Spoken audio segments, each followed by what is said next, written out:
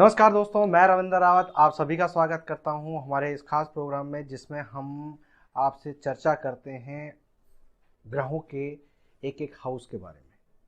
और आज इस एपिसोड में हम बात करेंगे जब सेकंड हाउस में सूर्य हो तो उसके क्या अच्छे प्रभाव होते हैं, क्या बुरे प्रभाव होते हैं, किन परहेजों से उसको शुभ किया जा सकता है और इसके लिए क्या उपाय करने चाहिए, किन कंडीशंस में यहाँ पर सूर्य अपना अच्छा या बुरा फल देता है, वो सारी चर्चा करेंगे। लेकिन उससे पहले आपको याद दिला दूं, अगर आपने अभी तक हमारे चैनल को सब्सक्राइब नहीं किया है तो प्लीज़ पहले उसे सब्सक्राइब करें और बेल बटन को जरूर दबा दें ताकि हमारे द्वारा जो नोटिफिकेशन है वो आप तक बेरोक टोक पहुंच सके। तो दोस्तों शुरू करते हैं। दोस्तों सेकंड हाउस जो होता है वो धन कुटुंब वाणी का होता है। इसी को ससुराल का स्थान भी कहा जाता है। यहाँ पर ही आपकी सेविंग्स भी होती हैं और इस घर को एक पॉजिटिव घरों में काउंट किया जाता है। लाल किताब में तो ये कहा जाता है कि इस घर में जो भी ग्रह आएगा वो उस वर्ष के लिए किस्मत का होगा। दोस्तों हम जानते हैं कि ये धन का स्थान है। धन किसी का भाग्य नहीं हो सकता, किसी के लिए उसका भगवान नहीं हो सकता, लेकिन आज के समय पर वो बहुत सारी जरूरतें पूरी करता है, इसलिए उसको काफी हद तक हम भगवान के तुल्य कर देते हैं। दोस्तों ये घर अगर आपकी कुंडली में ठीक है तो यहां पर बैठा हुआ सूर्य जब आएगा तो वो अपना क्या प्रभाव देगा, उसके लिए कुछ बेसिक चीजें आपको समझने की जरूरत है। दोस्तों दूसरा घर धन का है, वाणी का है, कुटुंब का है। अब यहां पर जब सूर्य आएंगे तो सूर्य का अच्छा या बुरा फल देखने के लिए हमें इसकी जड़ राशि और जो कारक ग्रह हैं उनको समझना पड़ेगा। इस घर में जो कारक ग्रह हैं वो है बृहस्पति देव, क्योंकि ये धर्म का घर है, ये कुटुंब का घर है और कुटुंब और धर्म जो होता है वो आपके बृहस्पति से होता है। दूसरी तरफ जो जड़ राशि बनती है वो शुक्र की बनती है और शुक्र की जड़ राशि होने के कारण अब यहाँ पर ये शुक्र और बृहस्पति का साझा घर कहलाएगा। दोस्तों आपको ये भी मालूम है कि इस घर में कौन सा ग्रह उच्च का होता है? यहाँ पर चंद्रमा उच्च के होते हैं, यानी किसी न किसी रूप से चंद्रमा की भी यहाँ पर इन्वॉल्वमेंट मानी जाएगी। लेकिन जितना बृहस्पति और शुक्र का इन्वॉल्वमेंट है उससे थोड़ा सा कम चंद्रमा का इन्वॉल्वमेंट है।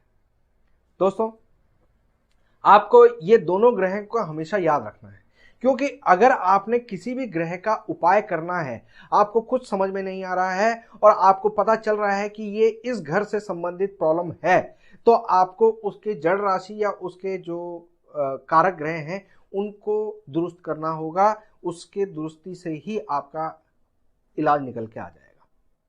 तो दोस्तों यहां पर हम सूर्य की बात कर रहे हैं।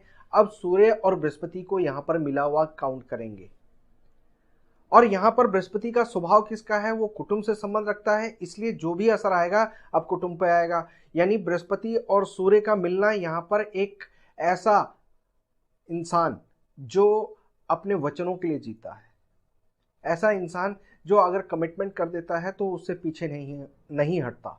यानी सूर्य यानी तांबा और अब बृहस्पति यानी सोना, ये दोनों जब मिल जाते हैं तो सोना भी अब तांबे को अपने साथ लेकर उसकी कीमत को बढ़ा देता है।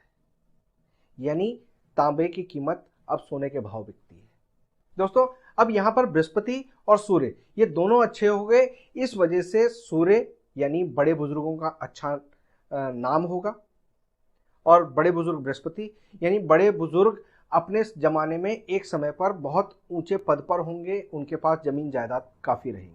दोस्तों यहां पर सूर्य की दुश्मनी शुक्र से है, यानी अब शुक्र यहां पर जलेगा। शुक्र यहां पर जलने का सीधा सा फल क्या होगा कि ऐसा इंसान जिसकी कुंडली में सूर्य सेकंड हाउस में हो, उसके बड़े बुजुर्गों की जमीन जायदाद से संबंधित झगड़े चल रहे होंगे या चले होंगे या आगे चलेंगे। यहां पर अब शुक्र पिटेगा, यानी शुक्र का नाश होगा। यानी अब सूर्य और शुक्र ये दोनों आपस में झगड़ा करेंगे। तो अगर आपकी कुंडली में अच्छा फल है तो वो बृहस्पति वाला फल है और अगर बुरा फल है तो वो शुक्र वाला फल है। ये दोनों आपको समझना बहुत जरूरी है।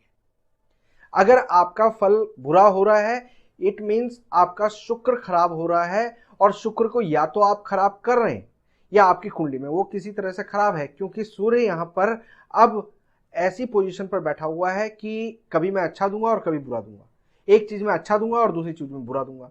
यानी जो सामाजिक मान प्रतिष्ठा, बड़े बुजुर्गों के तरफ से जो सपोर्ट की स्थिति है वो पॉजिटिव देगा, लेकिन बुरा क्या देगा, जो शुक्र से संबंधित चीजें हैं उनको बुरा कर देगा। अब यहाँ पर अगर ऐसा इंसान अपने जीवन में किसी भी तरीके से शुक्र को खराब करता है, अपनी तरफ से अपने कर्मों के द्वारा उस शुक्र को और नाश करता है, या बड़े बुजुर्गों ने आपके जीवन को ठीक ठाक बनाकर दे दिया, आपको जमीन जायदाद दे दी, और अब आप किसी जमीन के लिए अपने भाई बंधुओं से, अपने रिश्तेदारों से झगड़ा करते हैं, तब ये सूर्य आपका नेगेटिव फल देगा। इसलिए जब सेकंड हाउस में सूर्य होता है तो उसको खास तौर पर लाल किताब हिदायत देती है कि जमीनी झगड़े में ना पड़े, स्त्री के झगड़े में ना पड़े, जौहरात या कोई भी गहनों के झगड़े में ना पड़े। तो दोस्तों इस तरह से बताया गया। यहाँ पर आपको एक चीज समझने की जरूरत है कि सूर्य अब बृहस्पति के साथ मिलकर बहुत अच्छा फल दे सकता है, क्योंकि सूर्य तांबा है और बृहस्पति सोना है, सोने के भाव बिकेगा। यानी अगर आपने थोड़ा सा त्याग कर दिया, थोड़ा सा अपने लालच को कंट्रोल कर दिया, शुक्र को हैवी नहीं होने दिया या सूर्य के द्वारा शुक्र को नहीं मारा, तो आपका ये सोना बहुत कीमती हो जाएगा, जिसमें तांबा मिला हुआ यानी सूर्य मिला हुआ है, और आपको फायदा मिलेगा। अब कुछ कंडीशंस होती हैं कुंडली में जिसको अगर आप जान लें तो आपको फायदा मिलेगा। दोस्तों अगर सूर्य सेकंड हाउस में बैठा हो और ऐसे में चंद्रमा सिक्स्थ हाउस में हो, तो ऐसे में जो चंद्रमा सिक्स्थ हाउस में अपना नेगेटिव फल देता है वो अब अपना नेगेटिव फल नहीं देगा, क्योंकि यहाँ पर चंद्रमा के जो उच्च का स्थान है वहाँ पर जिससे चंद्रमा अपना प्रकाश लेकर लोगों को देता है, वो प्रकाश वाला ग्रह वहाँ पर बैठ गया। दूसरा घर छठे घर को देखता है, यानी सूर्य का प्रकाश अब चंद्रमा को मिलेगा, जिसके कारण चंद्रमा का फल, जो चंद्रमा की नेगेटिविटी है, जो चंद्रमा का सिक्स्थ हाउस में जो गुण स्वभाव खत्म हो गए थे, अब सूर्य के कारण फिर फलीभूत हो जाएंगे। तो उसके कारण क्या होगा, वो शक्तिमान बन जाएगा। यानी ऐसा इंसान बहुत बलशाली होगा, बहुत फिजिकली फिट होगा, अपने जीवन में अपने मेहनत से, अपने सेल्फ कॉन्फिडेंस से वो बहुत कुछ अचीव करेगा। मगर ऐसे बंदे को दान बिल्कुल नहीं लेना चाहिए। ऐसा इंसान अगर दान लेना शुरू कर दे, यानी किसी से फ्री में एक्सपेक्ट करना शुरू कर दे, ज़्यादा किसी के उम्मीद पर चलकर फिर कोई काम करे कि वो बिना कहे कुछ दे देगा, दान ले लेगा, गिफ्ट ले लेगा, तो उसको नुकसान होगा। तो ऐसे इंसान को अपनी मेहनत पर, फ्री के माल पर बिल्कुल भरोसा नहीं रखना चाहिए। ऐसा इंसान जिसके कुंडली में सेकंड हाउस में सूर्य बैठे हों, छठे हाउस में चंद्रमा बैठे हों, उनको दान बिल्कुल नहीं लेना होता। अगर कुंडली में किसी के सूर्य सेकंड हाउस में है और एट्थ हाउस उनका खाली है, तो ये बहुत उत्तम प्रभाव देगा, क्योंकि एट्थ हाउस की 100% की दृष्टि सेकंड हाउस में पड़ती है, और सेकंड हाउस के ग्रह हमेशा पॉजिटिव होते हैं, आपको कुछ देने वाले होते हैं। लेकिन अगर एट्थ हाउस में कोई ग्रह बैठ गया, उसका प्रभाव 100% सेकंड हाउस में जाता है, तो उसका प्रभाव सूर्य में मिला हुआ माना जाएगा। जब यहाँ पर खाली होगा तो सूर्य अपना पूर्ण अच्छा फल आपको देगा। इसी प्रकार अगर एट्थ हाउस में इसी कंडीशन में, यानी सेकंड हाउस में सूर्य हो और एट्थ हाउस में बुध आ जाए, ये सिर्फ वर्ष कुंडली में हो सकता है, तो ऐसा इंसान उस साल में बहुत ज़्यादा बलशाली बन जाता है, बहुत ज़्यादा बहादुर बन जाता है। उसकी हिम्मत की दाद देनी पड़ती है। उस साल जिन कामों को वो टालता आ रहा था, उन कामों को अपनी हिम्मत से उस साल एक स्टेप आगे बढ़ जाता है और उस काम पूरा कर देता है। और इस साल में वो कमीशन के कामों से बहुत फ़ायदा उठा लेता है, या कोई ट्रेडिंग के फील्ड में होता है तो उसका काफ़ी उसको फ़ायदा मिलता है। अगर कुंडली में सेकंड हाउस में सूर्य बैठे हों और एट्थ हाउस में केतु आ जाए, तो यहाँ पर आपको एक चीज़ समझने की जरूरत है कि जब भी सेकंड हाउस में सूर्य होंगे और एट्थ हाउस में केतु होंगे, तो सेकंड हाउस में राहु भी होंगे।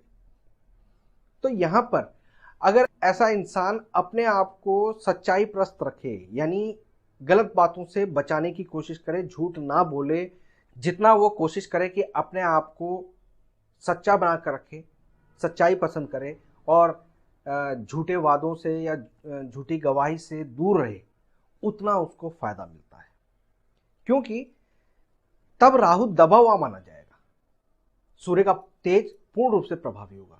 और यहां पर ये बड़ा आसान भी होता है, क्योंकि यहां पर राहु देव आकर धर्मी हो जाते हैं। अब ऐसे में आपने राहु देव को किसी भी तरीके से खराब नहीं किया, यानी आप ब्लू कलर को अवॉइड कर रहे हैं, घर के अंदर खराब इलेक्ट्रॉनिक सामान, बंद घड़ियां नहीं रख रहे हैं, या आप अपने मुंह से झूठ नहीं बोल रहे। झूठ बोलना राहु है। जब आप राहु को अवॉइड करेंगे तो सूर्य अपना पूरा काम करते रहेंगे और केतु का बल उसको पूर्ण प्राप्त होगा, क्योंकि केतु सूर्य को पूर्ण रूप से बलशाली बना देता है। जब सूर्य कुंडली में सेकंड हाउस में हो और ऐसे में 9th हाउस में आपके बुध बैठे हों, तो ऐसा इंसान जब भी चाहेगा तो उसको बहुत ज़्यादा अपने आप में फेम चाहिए। ऐसा इंसान हमेशा कोशिश करता है कि मैं फेमस हो जाऊं, अपने आप में लोगों के बीच में एक मेरा नाम हो, शोहरत हो। और ये कंडीशन जो आ रही है ये वर्ष कुंडली में ही आएगी, ये जनरली लगन कुंडली में नहीं आ सकती। ये आप बहुत ज़्यादा ध्यान रखिएगा। जब कुंडली में सूर्य सेकंड हाउस में और राहु 9th हाउस में, तो ऐसे में आपको ये ध्यान रखना चाहिए कि ऐसा इंसान, ये जन्म कुंडली की बात कर रहा हूं मैं, ऐसा इंसान अपने जीवन में अपनी कला के कारण जाना जाता है। उसके पास हुनर होता है, खासकर पेंटिंग का, उसके हाथ में वो कला होती है, वो उसके अंदर परमात्मा ने जन्मजात गुण दिया हुआ होता है कि अगर ऐसा इंसान पेंटिंग, कोई तस्वीर बनाना, फोटोग्राफी, इस तरह की फील्ड में जाता है तो उसको बहुत तरक्की मिलती है, बहुत ऊंचा नाम हासिल करते हैं। अगर कुंडली में केतु 9th हाउस में हो और 10th हाउस में बुध बैठे हों, सूर्य सेकंड हाउस में हो, तो ऐसा इंसान इस वर्ष में, जिस वर्ष में ये स्थितियां बनी होती हैं, उस वर्ष में टेक्निकली बहुत ज़्यादा साउंड हो जाता है। वो अपनी टेक्निक से, या एक जो टेक्नीशियन वाला काम होता है उसमें वो बहुत ज़्यादा लाभ कमाता है। अगर कुंडली में सूर्य सेकंड हाउस और मंगल 9th हाउस में हो तो ऐसा इंसान शौकीन होता है, बहुत ज़्यादा उसको हर चीज़ का शौक होता है, चाहे वो घूमने का हो, चाहे खाने पीने का हो, चाहे कपड़े अच्छे पहनने का हो। वो एक बार अपनी लाइफ में हर चीज़ को आजमा कर देखना चाहता है। कुंडली के सेकंड हाउस में सूर्य हो और 10th हाउस में शनि हो तो ऐसा इंसान जीवन में हर वो मान प्रसिद्धि प्राप्त करता है जो उसकी इच्छा होती है, और अपनी बुद्धि के कारण प्राप्त करता है। उसे फ्री में कुछ नहीं मिलता, अपनी जो बुद्धि विवेक होता है उसके कारण वो इंसान बहुत आगे तक जाता है। और यहीं पर अगर सूर्य सेकंड हाउस में हो और शनि 11th हाउस में हो तो कभी उसको गम मिलते हैं और कभी खुशियां मिलती हैं। ऐसा इंसान हमेशा कभी रोटी और कभी बोटी के हिसाब किताब में चलता रहता है। बहुत दिन अच्छे नहीं चलते और बहुत दिन बुरे नहीं चलते, उस इंसान के लाइफ में फ्लैक्चुएशंस बहुत ज़्यादा रहती हैं। ये सारी कंडीशंस मैंने बताई, इनको ध्यान रखने की बहुत ज़्यादा ज़रूरत है। दोस्तों, सबसे खास योग जो यहाँ पर बनता है कि सूर्य सेकंड हाउस में हो, चंद्रमा 12वें घर में हो और मंगल पहले घर में हो, यानी सूर्य सेकंड हाउस में, मंगल फर्स्ट हाउस में और चंद्रमा 12th हाउस में, यानी ये कतार से एक लाइन में हो, तब ऐसा इंसान जर जोरू और जमीन के झगड़े में जरूर पड़ता है। उसके सामने ऐसी कंडीशंस आती हैं, बड़े बुजुर्गों के जमीन जायदाद के झगड़े चल जाते हैं। अगर बड़े बुजुर्गों की ज़मीन नहीं रही हो और वो कभी किसी को किराए पे कोई मकान दे देता है तो उसको उसके लिए केस लड़ने पड़ते हैं और वो बहुत लंबे समय तक चलता है। जर जोरू और ज़मीन का झगड़ा, चाहे वो बीवी के साथ मारपीट की स्थिति हो, चाहे ज़मीन के झगड़े में अपने भाई बंधुओं के साथ लड़ रहे हों, या किसी के पास आपका पैसा रुक गया और वहाँ पर आपका झगड़ा शुरू हो जाए और उसके कारण केस बन जाए, ये सिचुएशंस ऐसे में आती हैं। तो इन चीज़ों का बहुत ध्यान रखना चाहिए। तो ये मैंने सारी कंडीशंस आपको बता दी, परहेज आपको बता दिए किन चीज़ों का ध्यान रखना चाहिए उन चीज़ों के बारे में बता दिया। अब आपको यहाँ पर मैं उपाय बताता हूँ, क्योंकि आप यहाँ पर जानते हैं, जैसे मैंने स्टार्टिंग में बताया कि यहाँ पर चंद्रमा उच्च के हैं। चंद्रमा को स्थापित करेंगे तो सूर्य को बल मिलेगा, क्योंकि यहाँ पर जब चंद्रमा को आप स्थापित करेंगे, एक तो ये उच्च के हैं, दूसरा ये बृहस्पति के मित्र हैं। चंद्रमा और बृहस्पति आपस में मित्र हैं। चंद्रमा और बृहस्पति को जब आप मेल कर देंगे तो ये पूर्ण रूप से सूर्य को बल दे देंगे, सूर्य की पॉजिटिविटी को बढ़ा देंगे।